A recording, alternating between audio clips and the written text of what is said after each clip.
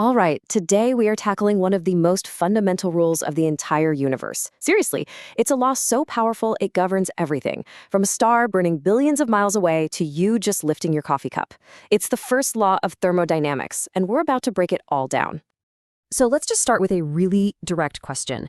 Can you create energy from nothing? It kind of sounds like the ultimate magic trick, doesn't it? Well, as it turns out, the universe has a very clear, very firm, and, a very final answer to that question. Think of it like this. The universe operates from a super strict rule book. And right there on the very first page, rule number 1, the principle that underpins everything else, it's all about energy. This is really the starting point for understanding how everything works. Okay, so let's get right into it. Energy's unbreakable rule. First, we'll lay out the official law, and then we're going to translate it into something that actually makes sense. So here it is, in all its scientific glory. The first law of thermodynamics states that the total energy of an isolated system is constant. Energy can be transformed from one form to another, but, and this is the absolute key, it can be neither created nor destroyed. Now, I know that sounds a little dense, but the core idea is actually beautifully simple. And this, right here, is the perfect way to get it. Someone once summed up the entire law like this. When it comes to energy, you can't win, you can only break even. That's it. You can never get more out than you put in. You can't get something for nothing. Ever. That is the law. So if energy can't be created or wiped out of existence, what's happening to it? Well, that brings us to the great energy transfer, also known as the law of conservation. This leads us to the next, really logical question, right? If you can't make new energy, and you can't get rid of the energy you already have, then what's happening to it all the time? I mean, where does it go? And here is the answer. The law isn't about energy just sitting there. It's about what it's allowed to do. It cannot be created or destroyed, but it can be transformed into different types and transferred to different places. That's the whole game, transformation and transfer. Here's a great way to think about it. Picture the entire universe as one perfectly sealed cosmic bank account. The total amount of energy inside that account is fixed. The balance will never, ever change. You can move energy around, like moving money from your savings to your checking account, but the total amount in the system stays exactly the same. Let's actually watch this transformation in action.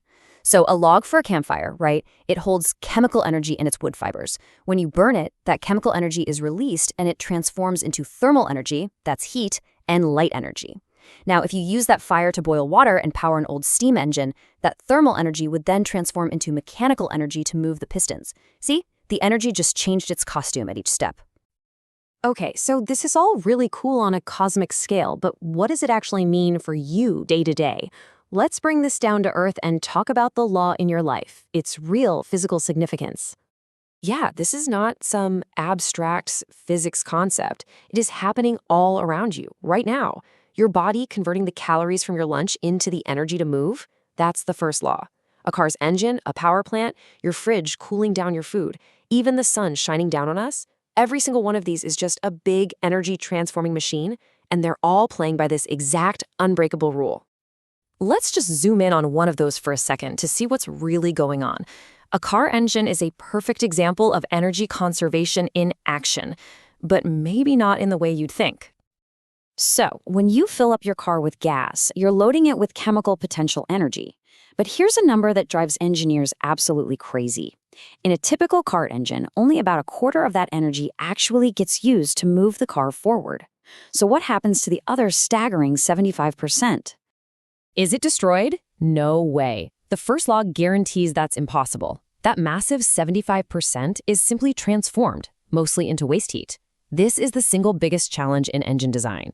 The energy is all there, it's all accounted for, it just hasn't been turned into a very useful form. And this whole principle that you can only ever break even, and that transformations often create less useful energy, like heat, this is precisely why perpetual motion machines are completely impossible. You cannot build a machine that runs forever on its own, because you just can't get more energy out than you put in. The universe's rule book simply says no. So here it is, the big takeaway. The most crucial point from the first law of thermodynamics is that nothing is ever truly lost. Every single joule of energy in the entire universe is always accounted for. It might change its form, it might move around, but the total amount is constant. And that leaves us with a really fascinating final question to think about. If energy is always conserved and it's never destroyed, then why do we have energy crises? Why can't we just capture all that waste heat from our car engine and reuse it, just recycling energy forever and ever? Well, that is a fantastic question, and the answer lies with the second rule in the universe's rulebook.